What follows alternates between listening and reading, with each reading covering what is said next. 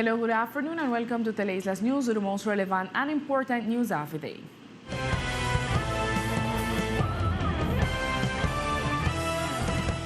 The Seaflower expedition began in our department, and it is aimed to evaluate the biodiversity and ecosystems of the archipelago. Here are the details. The Seaflower scientific expedition began in the department. It will help 41 expedition members to learn about the impacts of the hurricanes Eta and Iota on the Seaflower Biosphere Reserve. David Barrios, the expedition coordinator, gave more details.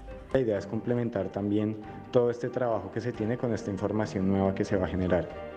The idea is this time is to center on research projects focused on seagrass ecosystems, coral reefs, mangroves, tropical dry forest, and strategic species such as sharks, turtles, and birds.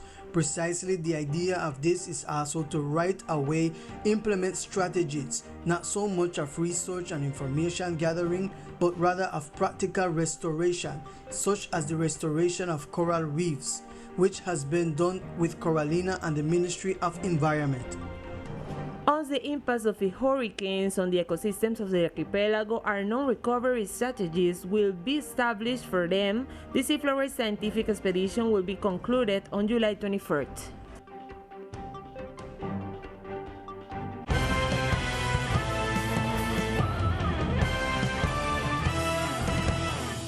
And this weekend, strong breezes and rains affect the ring road, which had been intervened a few days ago after the road failed. This is how part of the street in some Bay Rings Road was left after heavy waves hit it over this weekend. It is worth mentioning that a year ago, part of the road had collapsed and was delivered this year after being intervened by Envias. This was a situation that harmed both the inhabitants of the sector and the community in general, especially those who had to pass through the main road to get to their homes or to their jobs. The community of the sector currently feels insecure because of this piece of road that broke off and leave the possibility of the entire road could be affected. The community hopes that the entities responsible can take action to avoid accident in the future. And during this weekend, the department suffered the inclemency of strong winds due to a low pressure system in the Caribbean Sea. However, today the conditions have improved. After a weekend full of breezes and heavy rains, today the department dawned with the better weather condition. The weekend weather was caused by a low pressure system that generated winds of 35 knots with the higher gusts and waves that reached heights of up to 4 meters. The highest values occurred offshore, particularly in the Central Caribbean Sea. However, in spite of the weather improvement, the port captaincy announced that activities in the surrounding keys are still prohibited. It is also forbidden to tie boats to the buoy that delimits the Bader Sound, and for the moment is not authorized to tie boats at the Johnny Key Regional Park dock. It is expected that the competent authorities will issue a statement of how the weather situation will be in the coming days in our department. And in other news, the Departmental State Social Enterprise provided a report on the vaccination day that took place over the weekend. Isela Livingston with more information. During the past weekend, the vaccination team was visiting different sectors of the island. However, few people were vaccinated during this visit. The coordinator explained the facts. We had as a strategy to visit different neighborhoods, contacting community leaders and some religious leaders on the island to have accessibility to the population. Likewise, the official indicated that they will be carrying out specific tours by sector starting this week. We are developing an activity this week that will be a sweep through each neighborhood to reach directly to each one of the houses. Throughout the week, the specific point to be visited by the vaccination team will be on the hill and its different sectors in order to cover the largest possible population. And during the morning, women of the National Police gathered in front of the facilities of the police command of the department to begin rehearsals for what will be their presentation for virtual celebration to be held on July 20th. Let's remember that this year all governmental institutions will unite to make this celebration in a virtual way to avoid crowds due to the COVID-19 pandemic.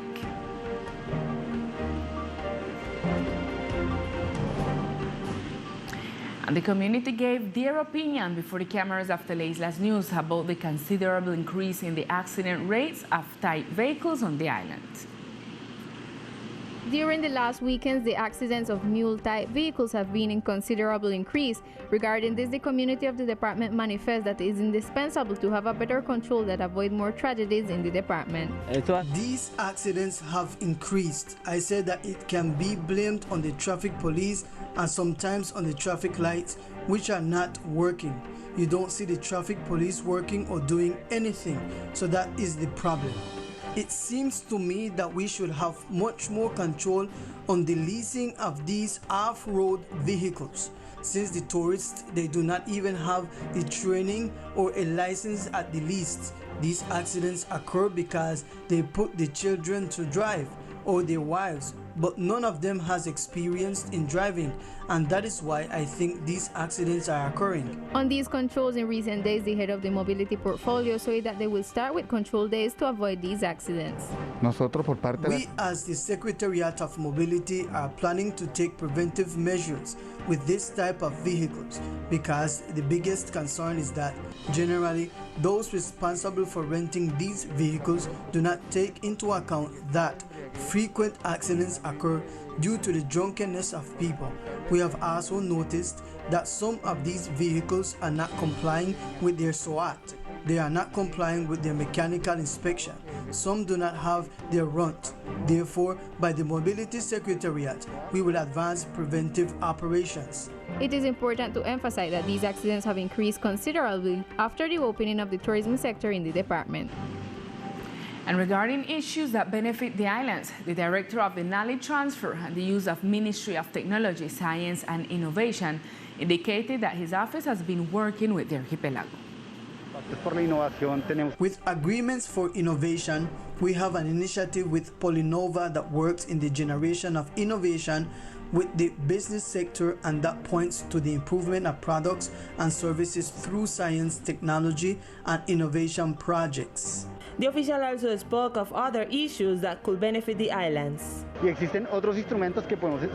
There are other instruments that we can continue to strengthen, for example, the issue of tax benefits for the business sectors, which is an important opportunity for the country, and I believe that there are many opportunities for the island as well. The Knowledge Transfer and Use Department is also working hand in hand with the Seaflower expedition, taking into account the impact of the hurricane on the islands. And during this weekend, 17 people in a state of emergency were rescued by a Navy Guard unit at sea.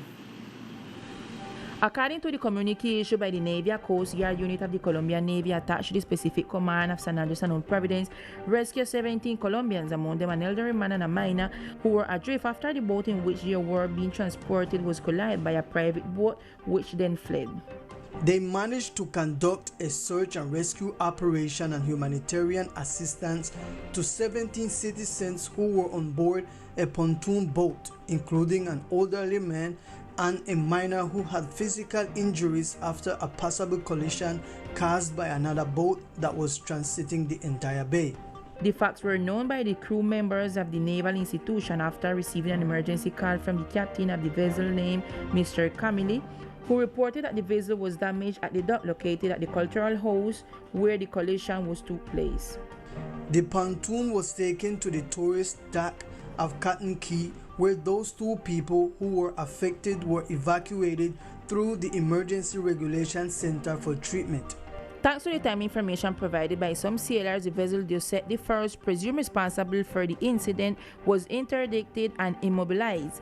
The owner of the vessel will have to face an investigation process for violating merchant marine safety regulation. And now let's get to know other facts that are making news in our brief news sections of today.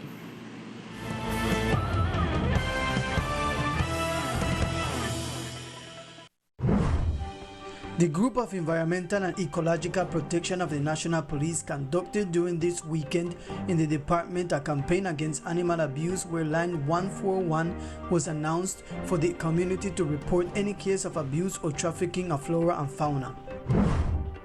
The departmental government concluded the fear of entrepreneurs who for 2 days exhibited their decorative products made with coconut shells, replicas of the island infrastructure, parts, among other items. The Secretariat of Social Development announced that they will continue to hold events like these to make visible the talent of the artisans of the islands. The day of no plastic bag use was described as successful in Old Providence Island. The Environmental Corporation Coralina reported that during the activity, the community received ecological bags for their daily activities. This initiative aims to reduce the use of plastic items in the archipelago and reduce pollution rates due to this product. And now we continue with the weather forecast.